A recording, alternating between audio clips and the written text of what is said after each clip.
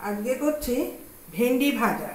দেখো ভেন্ডিটাকে আগে ভেন্ডিটাকে আগে ভালো করে জল দিয়ে ধুয়ে দুই দিকে মাথাটাকে ফেলে দিয়েছি, দিয়ে একদম ছোট ছোট আমি কেটে নিয়েছি যে গোল গোল করে।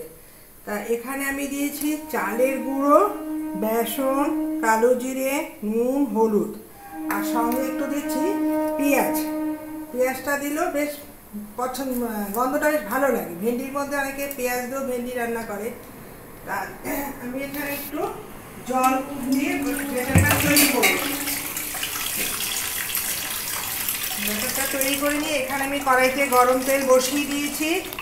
একদম বেশি শুকনো না, একদম এই দেখো কীভাবে মেখেছি, এটাকে একদম মেখে নিচ্ছি। তারপরে আমি এটাকে ভেন্ডিগুলো আমি দিয়ে নিচ্ছি। যদি মনে হয় আমাকে আরেকটু বেসন মিক্সড করতে হবে, দেখি কতটা কি হয়। এবার ভেন্ডিগুলো আমি এটার সঙ্গে দিয়ে নিলাম। এটা বেশ গরম গরম ভাতের সাথে খুব ভালো লাগে। ডাল আজকে টক ডালের সাথে যদি একটু ভাজা আর আলু সিদ্ধ থাকে আর কিচ্ছু লাগবে না। দেখো পকোড়া শেপের মধ্যে দিচ্ছি। আর একটু কিন্তু এই ভেন্ডি ভাজার মধ্যে একটু কালো জিরে আর একটু পেঁয়াজ দেবে, দারুণ টেস্ট বাড়ে। কিন্তু এখানে আমার তেলটাও গরম হয়ে গেছে। আমার একটু শুকনো বেসন আমি অ্যাড করছি। এই দেখো এতটা বেসন আমি দিয়ে নিচ্ছি, তাহলে জিনিসটা কি হবে, মচমচা হবে। যেহেতু আমি একটু চালের গুঁড়োও দিয়ে রেখেছি। দেখো তার লোটটা একদম চলে যাবে। তেলটা আমার গরম হয়ে গেছে। এবার আমি ছোট্ট ছোট্ট পকোড়ার সাইজে দিয়ে নিচ্ছি। এই দেখো এইভাবে দেবে। তারপরে খন্তার সাহায্যে একটু যদি চ্যাপটা করে দেওয়া যাবে, কেন যেহেতু বেসন, এটাকে আমাকে একটু এইভাবে আমি ছেড়ে দিচ্ছি। এবার আমি কি করছি, হাতার সাহায্যে এইভাবে একটু পাতলা করে দিচ্ছি। দেখেছো কি সুন্দর, ভেন্ডির পকোড়া খেতেও বেশ টেস্টি। এটা হয়ে গেল। আমি বাকিগুলো এর সঙ্গে দিয়ে নিচ্ছি।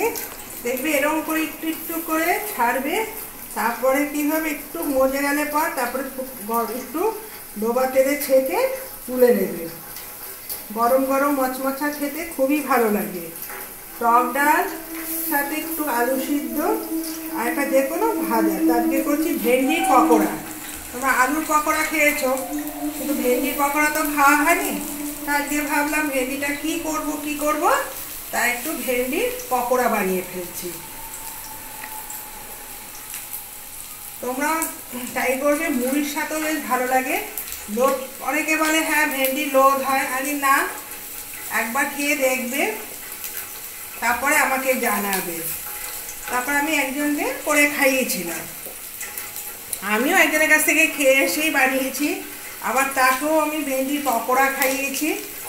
ও মাঝে মাঝে আমার কাছ থেকে বিভিন্ন খাওয়া বলে, কাকিমা এই রান্নাটা করে দাও না, কাকিমা এই রান্নাটা করে দাও না, শিখাবে। আমি দাঁড়াও, আমি যদি নতুন কিছু শিখে আমি নিশ্চয়ই শিখাবো, আর তুমিও যদি নতুন কিছু শেখো আমাকেও শিখাবে। আমরা ছোটোবেলা বলবো না, প্রায় আমার 12-13 বছরের আমার বন্ধুত্ব। সেও একটা রান্নার রেসিপি ট্রাই করে বাড়িতে, আমিও একটা রান্নার রেসিপি ট্রাই করি। আমরা দুজনে ফোনের মাধ্যমে শেয়ার করি। ও কিছু রান্না করে আমাকে শেয়ার করে, আলাম কবে আসবো, তখন যদি বলছে কবে আসতে হবে না, আজকে যদি দাদা বাড়িতে তাড়াতাড়ি চলে আসে তাহলে পাঠিয়ে দেবো। এইভাবেই আমাদের প্রায় আজকের বন্ধুত্ব না, আজকের বন্ধুত্ব প্রায় আমার 25 বছর। 25 বছর ও কিছু রান্না শিখলে আমাকে শেখায়, আমি কিছু রান্না শিখলে, কিন্তু আমার থেকে ও বেশি পারদর্শী। শ্যামলী প্রচণ্ড রান্না করতে ভালোবাসে এবং নতুন নতুন রান্নাও ট্রাই করে এবং আমাকেও শেখায়। শ্যামলী এত রান্না ভালো পারে কি বলবো। দেখো পকোড়াটা বেশ সুন্দর। দেখো একটু লাল হওয়ার অপেক্ষা আমাকে রাখতেই হবে। আমি একদম অল্প তেলে করছি, কারণ পরে আমি একটু এটাকে এখন তুলে রাখবো। আবার যখন খাবো তখন আর একটু তেল দিয়ে মচমচা করে নেব। দেখো একটু চ্যাপটা করে দিচ্ছি সাথে। আচ্ছা, তোমাদের সঙ্গে একটা কথা শেয়ার করি, আমাদের মানুষের জীবনে কবে যে শান্তি আসবে আমরা ভেবেই পাই না। মানুষের বয়সও বাড়ছে, রোগও বাড়ছে, অশান্তিও বাড়ছে। ছোটোবেলা একটা অশান্তি একরকম, তা বাবা মা সামলাতো, কিন্তু এখন যে অশান্তিটা আমাদের সামলাতে হচ্ছে, আমরাও তো এখন মা হয়েছি, আমাদেরও ছেলে মেয়ে বড় হচ্ছে, কিন্তু সেই কথাগুলি না বড়রা কিছুতেই বোঝে না। বড়রা একটাই বলে, আমরা এখন বয়স হয়ে গেছে, আমাদের পাত্তা দেয় না। আচ্ছা, তখন কিন্তু মা কাকিমাদের এত চাপ ছিল না সংসারে, তখন বাড়িতে লোক সংখ্যাও ছিল, আর ঘর থেকে মহিলাদের বাড়ির বাইরে বেরোনোটা পছন্দই করতো না। এখন দেখবে ছেলে মেয়েদের চাপ অনেক বেড়ে গেছে। এখন সব টিউশন পড়ো, রোগে হঠাৎকে ডাক্তার দেখাও, বাজার করো। কেন বাড়ির যে পুরুষরা থাকে সেই সকালে ঘুম থেকে উঠে বেরিয়ে যায়, সপ্তাহে একদিন ছুটি পায়, তখন আমাদের ইচ্ছা করে না যে সারাদিন ছুটির পর সেও তো একটু আরাম করতে চায়, তাকে দিয়ে আমরা সপ্তাহে একটা দিন যখন ছুটি থাকে আমি তাকে দিয়ে কোনো কাজ করাই না। না, আজকে শুধু তুমি বাড়িতে থাকবে, আমি কী করি ছুটির আগে বাজার টাজার করে রেখে দিই। এটাই পুরুষ মেয়েদের ধর্ম। কিন্তু কিছু কিছু ক্ষেত্রে মহিলারা বাইরে যাক, একদম বাড়ির লোকে এরাও সেটা করবে না। প্রায় দিনই কী করবে, ফোনের মাধ্যমে অশান্তি লাগিয়ে দেবে। আগে সামনাসামনি দেখা হতো তো ঘরের মধ্যে তো অশান্তি ছিল, এখন নিত্য অশান্তির জন্য কী করছে, সবাই বাড়ি ছেড়ে চলে যাচ্ছে। কেউ ভাড়া বাড়ি থাকছে, কেউ নিজের মতন ঘর বাড়ি করে নিয়েছে, বা কেউ এখনকার মেয়েরা একটু বাপের বাড়ির সম্পত্তি পাচ্ছে, যে হোক বা ফ্ল্যাট নিয়ে নিচ্ছে যেখানে বর চাকরি করে, যার যেরকম সুবিধা, বা বাড়ির থেকে যাওয়া আসা করাও সম্ভব না, তার আশেপাশে ফ্ল্যাট নিচ্ছে বা ঘর ভাড়া নিচ্ছে। কিন্তু মা বাবারা আগেকার দিনে যে যত আত্মীয় স্বজন আছে, মা বাবা কেন, কাকি শাশুড়ি, পিসি শাশুড়ি, খুড়া শাশুড়ি, যত যা বলো, কেউ আর শান্তি দিচ্ছে না। তাদের কাজ হচ্ছে এর কথা ওর কাছে, এর কথা ওর কাছে, জানিস এই বলেছে, জানিস ওইটা ও বলেছে। আরে বাবা, বিচার বিবেচনা করে দেখুক। এবার তার ছেলে বউ যখন চাকরি করে সেটা কেউ কিচ্ছু করবে না। এই আমার বউকে কেন রে হিংসা করছিস, তখন এলো না, তোমার বউকে হিংসা করার কী আছে, তুমি তো চাকরি পয়সা লোভে একটা কালো মেয়েকে বিয়ে করিয়েছ, ছেলেকে বিয়ে করেছ, এটা দেখতে যাবো না তুমি পয়সার জন্য, তা তোমার বৌমাকে হিংসা করে আমার কোন লাভ হবে। এই চলছে আমাদের সমাজ।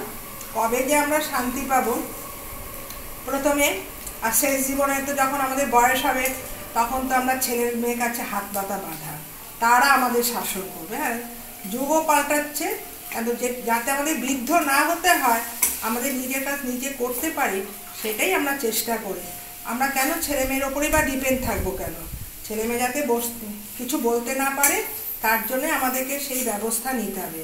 তোমরা ছেলে মেয়ের ওপর ডিপেন্ডও থাকবে, আবার ছেলে মেয়ের ওপর মুখও করবে। যেটা তোমরা শান্তিতে পাওনি বলে এখন সেই শান্তিটাকে আমাকে ঠিক করতে হবে। তোমাদের সময় ঘরে আটকে রাখতো, এটা তোমার বাবা মা, কিন্তু আমার হাজব্যান্ড ঘরে রাখতে পছন্দ করে না।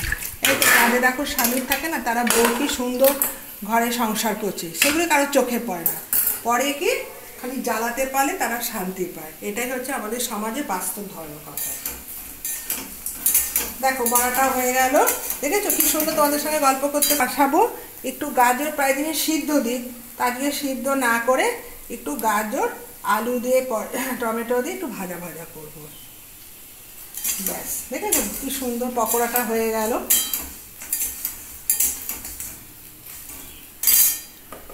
সঙ্গে